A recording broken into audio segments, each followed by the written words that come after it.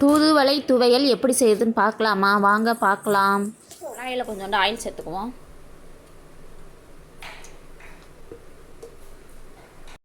Oil காஞ்சதும் ஒரு 10 வரமிளகாய் சேர்த்துக்குவோம். வரமிளகாய் லேசாக வறுபட்ட உடனே ஒரு 2 வெங்காயம், பெரிய வெங்காயம் மெலிசாக அரிஞ்சு சேர்த்துக்குவோம். வெங்காயம் பொன்னிறம் வர அளவுக்கு வதக்கி எடுத்துக்குவோம். கருப்புளுந்து கொஞ்சோண்டு சேர்த்துக்குவோம். ரொம்ப சேர்க்கக்கூடாது, இந்த அளவுக்கு புளி சேர்த்துக்குவோம். புளி சேர்த்து அதில் சேர்த்து வதக்கி எடுத்துக்குவோம்.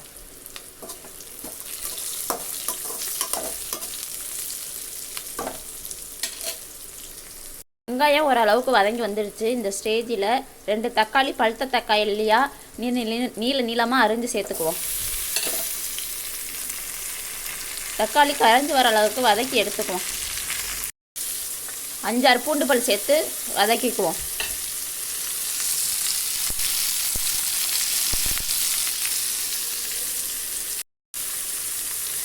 தேவையான அளவு சால்ட்டு சேர்த்துக்குவோம். வெங்காயம் தக்காளி வதக்கும் போதே சேர்த்தா தான் வெங்காயம் தக்காளி சீக்கிரம் வதங்கும்.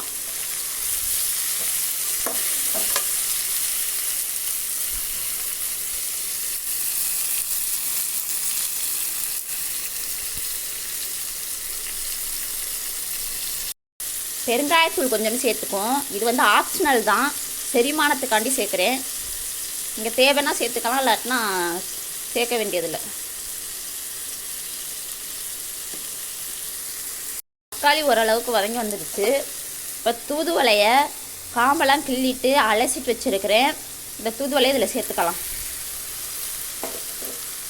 தூதுவளையை சேர்த்து ஒரு 10 நிமிஷம் வதக்கி எடுத்துக்குவோம்.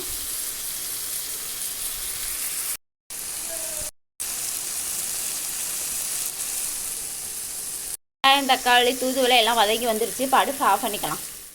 மிக்ஸி சாரில் சேர்த்து அரைச்சி எடுத்துகிட்டு வந்துக்குவோம். அரைச்சி எடுத்துக்கிட்டு வந்தாச்சு. இப்போ தாளிச்சிக்கலாம். அதே தாச்சியில் வெங்காயம் தக்காளி இதெல்லாம் வதக்கின தாச்சியில் அதே தாச்சியில் கொஞ்சோண்டு ஆயில் சேர்த்துக்குவோம். தேவையான அளவு கடுகு சேர்த்துக்குவோம்.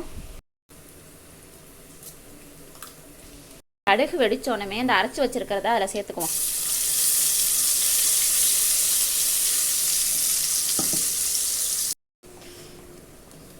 துவையலை ஊற்றி நல்லா லைட்டாக தண்ணி கழுவி ஊற்றி மிக்ஸ் பண்ணி வச்சாச்சு. இது ஒரு 5 நிமிஷம் கொதிக்கட்டும்.